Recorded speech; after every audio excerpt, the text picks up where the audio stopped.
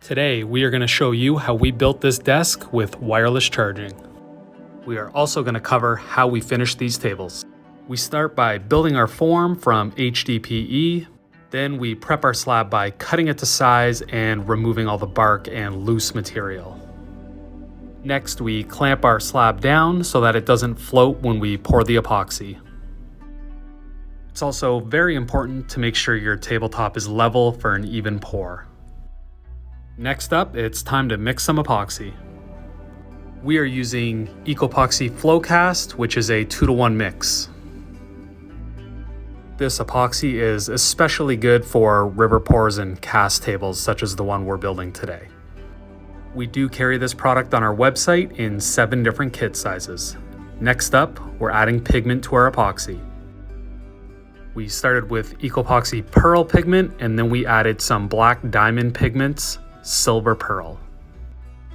It's very important to mix your epoxy and pigment thoroughly. We normally do this step for about 5 minutes with the paddle mixer.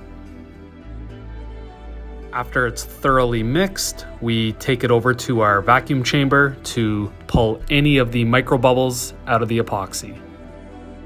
This step is not critical, but we find it helps a lot with eliminating micro bubbles and makes the sanding process easier. You can order these on Amazon, and I'd highly recommend it if you plan on making multiple pieces. After about 5 minutes in the degassing chamber, we pull it out and hit it with a heat gun to remove any of the surface bubbles. If you don't have a heat gun, you can also use a torch or a blow dryer. You just want to apply a little bit of heat to remove those bubbles. Now it's time to pour. You're going to want to keep an eye on all the seams of your form because you want to make sure that you don't have any leaks. We used a no-seal form for this pour, so we didn't have to worry about that part. But if you're building your form from plywood and sheathing tape, you're going to want to keep an eye on those seams and make sure that they're all holding up well. Once the epoxy cures, which this epoxy takes 72 hours to cure, it's time to take our piece out of the form. We start by removing the clamps and the clamping cauls. And then we tap all the edges to release the piece from the HDPE form. You'll notice on this form, we actually created a couple walls within the no-seal form because our finished piece needed to be just a little bit smaller than the form size that we had. Now it's time to flip it over, give it a few taps with the hammer, and tap that piece out. We do sell these forms on our website. The largest size we have is a 24-inch by 48-inch, and then we've got a handful of sizes smaller. Next up, we send the piece over to our CNC. We're using a CanCam CNC, which we love having in our shop.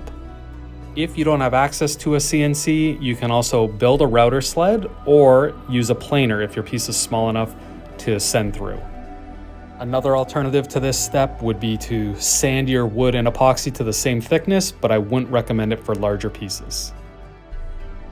After the piece comes off the CNC, we trim it to size and we start the sanding process.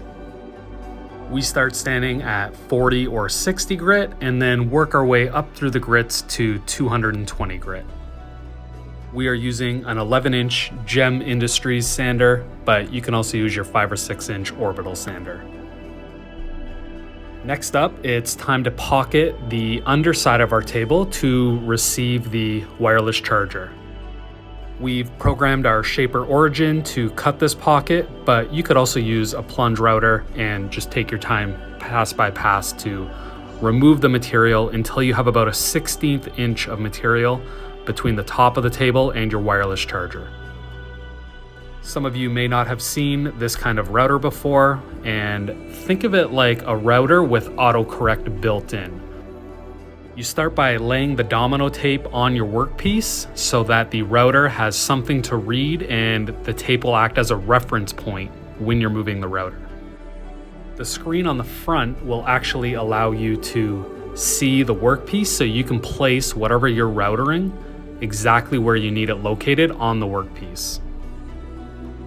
Then you simply follow the dotted line and the area that you've already done turns a darker blue, and if you move the router off of the path, the router bit will retract so you don't cut off the line that you're trying to cut.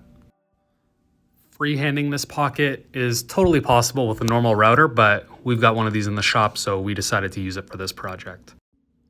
Once you complete the perimeter of your cut, it's time to pocket out the center.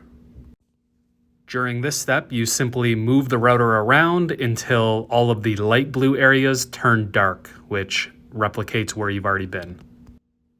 This may remind you of your preschool days because you're basically just drawing and staying within the lines. After you're finished pocketing out the center, you remove the router and you can start to vacuum out the inside to remove any of the excess sawdust. For this project, we're using an Anker wireless charger, which you can buy on Amazon. They're about $20 or $25. If you've used other wireless chargers, let us know in the comments. We'd love to try some different ones. Now that the pocket in the underside of the table is routed out, it's time to work on the top. For this one, we just routed a small lightning bolt as a locator, so when you go to place your phone down, you know exactly where to place it. It's a similar process where we trace the perimeter and then come back and pocket out the center.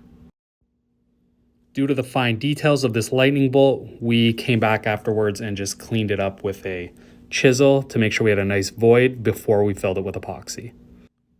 We contemplated filling the lightning bolt with black epoxy so it stood out a little more, but we opted for a more subtle design where we use the exact same color as the rest of the epoxy on the table. Once the lightning bolt was filled and the epoxy cured, we went back to sanding to do our final sanding steps. We apply a 1/4 inch round over to all edges, sand up to 220, and then it's time to oil.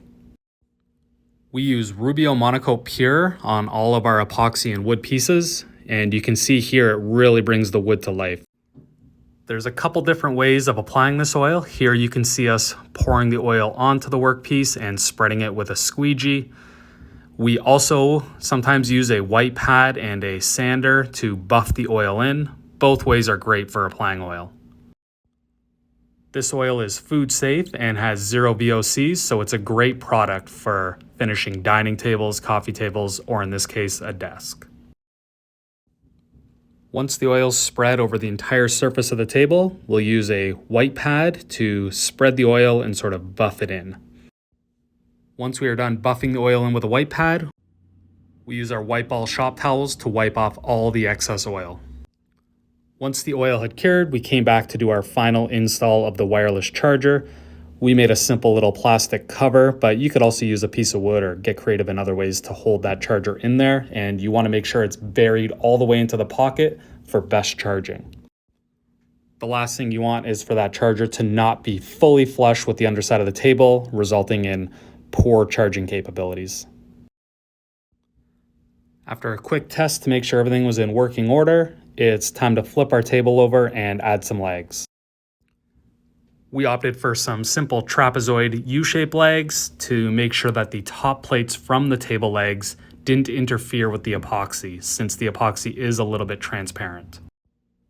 We would love to get your feedback on the finished product. We think it turned out great, but we're always looking for some constructive criticism. Let us know in the comments if you've got any questions or suggestions for future builds like this.